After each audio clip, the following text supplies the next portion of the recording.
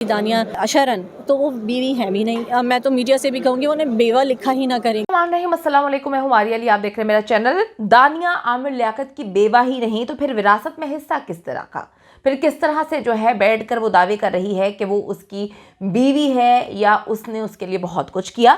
दानिया और उसकी माँ आमिर लियाकत को ब्लैकमेल करके पैसे बना रहे थे, पैसे खाते रहे और इसके सबूत भी हमारे पास मौजूद हैं। अब इन्हें एक पैसा नहीं मिलेगा। आमिर लियाकत इनकी वजह से ही इस दुनिया से गया और अब इनको किसी सूरत एक रुपए का भी जो है हकदार नहीं बनाया जाएगा। दानिया को जी अंदर करवाने की असल वजह बता दी गई है। आपको बताती चलूं कि बुशरा इकबाल साहिबा सामने आई हैं और उनकी जानिब से कहा जा रहा है कि दानिया तो उनकी बीवी ही नहीं है, यानी कि आमिर लियाकत के हवाले से वो बात करती हैं और कहती हैं कि दानिया तो बहुत पहले जो है वो खुला ले चुकी थी और सारे मामला हो चुके थे, क्योंकि आमिर लियाकत जो है वो तय कर चुके थे। वकील के पास उनकी बहुत सारी चीज़ें ऐसी हैं जो इस बात का सबूत है कि आमिर लियाकत जो है इन दोनों की अलहदगी और तलाक का मामला हो चुका था।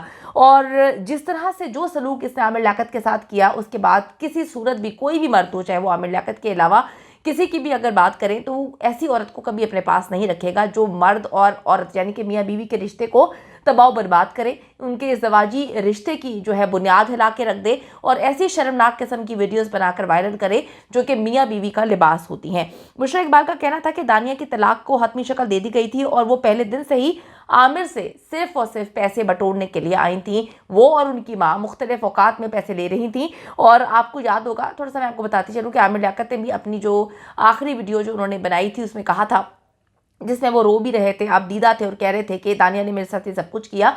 उसमें उन्होंने बताया था कि किस तरह से दानिया जैसे ही चली जाती है अपने वालिदैन के घर, वो कहती है कभी मैंने शॉपिंग करनी है, कभी ग्रॉसरी के लिए पैसे मांगती है, तो अक्सर औकात मुझसे पैसे मांग मांग के जो है मुझे कंगाल करने पे लगी हुई है। बुशरा इकबाल ने दानिया की गिरफ्तारी के बाद ये भी बताया था कि मैं आमिर के लिए अब तक इसलिए केस लड़ रही हूँ क्योंकि मैं आमिर के साथ जो है इतना ज़िंदगी मेरी गुजरी, इतना अरसा गुजरा और आमिर लियाकत ने जो है वो, अगर मैं यहाँ पर खड़ी हूँ, जैसे कि आपको सबको पता है कि जी वो डॉक्टर बनी थी और अक्सर वो अपने प्रोग्राम्स में ये बात बोला करते थे कि आमिर लियाकत उनको पढ़ाया करते थे, बच्चों को आमिर लियाकत जो है संभाला करते थे और उन्होंने कहा कि भाई तुम्हें पढ़ना चाहिए, तुम्हें PhD करनी चाहिए। तो आमिर का बहुत किरदार रहा है बुशरा इकबाल की ज़िंदगी में और वो उनकी बच्चों की माँ भी हैं। तो बेटी की तरफ से दायर की गई थी FIA में दरख्वास्त के दानिया ने जो है वो वीडियोस वायरल की, उसके बाद की, और इस तरह से उनकी ज़िंदगी का खात्मा हुआ। उनको डिप्रेशन हो गई, वो दुनिया से तंग आ गए थे, वो ज़िंदगी से तंग आ गए थे और एक दिन जो है डिप्रेशन के बायस वो इस दुनिया से रुखसत हो गए हैं। अच्छा, उन्होंने कहा कि जी मेरा आमिर के पैसों से कोई ताल्लुक नहीं है। बुशरा इकबाल के हवाले से बता रही हूँ, वो कहती हैं कि उनके लिए मैं सिर्फ और सिर्फ इंसाफ चाहती हूँ, क्योंकि वहाँ से बहुत लोग हैं जो उनके मद्दा हैं, जो चाहते हैं कि इंसाफ मिले, हर हाल में इंसाफ मिले।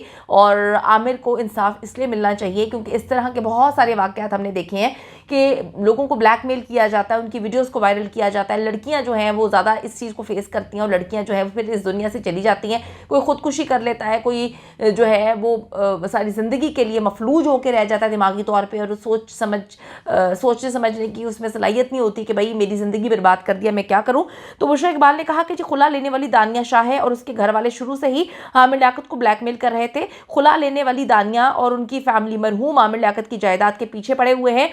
साबिका अहलिया होने के नाते मेरा भी जायदाद पर कोई हक नहीं, लेकिन मैं आमिर लियाकत के हक में केस क्यों लड़ रही हूँ ये अल्लाह बेहतर जानता है, मैं किसी को जवाब दी नहीं हूँ। बुशरा इकबाल ने कहा कि जिसने आमिर लियाकत की नाजेबा वीडियोस को जारी किया, उसको पब्लिश किया, वो उनकी अहलिया थी, कोई और नहीं था, कोई गर्लफ्रेंड नहीं थी, कोई महबूबा नहीं थी।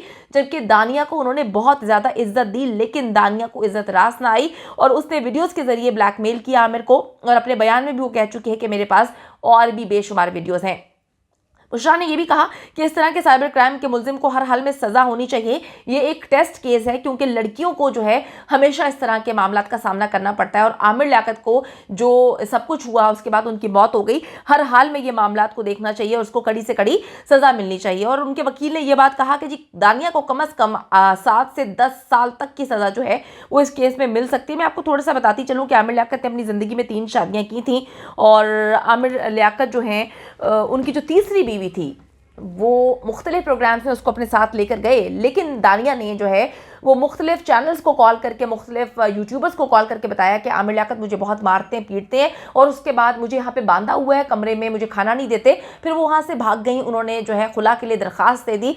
लेकिन कुछ वीडियोस उन्होंने नाजेबा किस्म की आमिर लियाकत की जो है वायरल की। वो वीडियोस जो मियाँ बीवी की प्राइवेट लम्हात की वीडियोस हैं, उसमें आमिर लियाकत बरहना थे, ये चुप करके उनकी वीडियोस बनाती रही।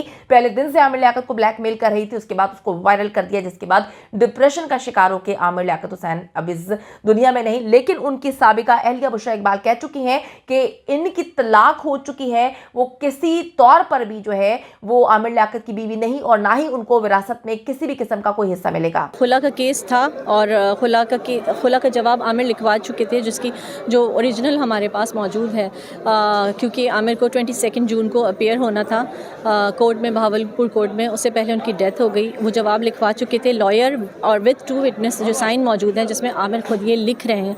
उन्होंने लिखवाया है कि मैं बड़ा लेंदी एक जवाब था, जिसमें यही था कि इसने जो मेरी इज़्ज़त के साथ किया है और जो एक तक़द्दुस पामाल किया है मियाँ बीवी के रिश्ते का, और जो मेरी इज़्ज़त को इस तरह तार-तार किया है, तो ऐसी बीवी को रखना मैं ख़ुद गुनाह समझता हूँ।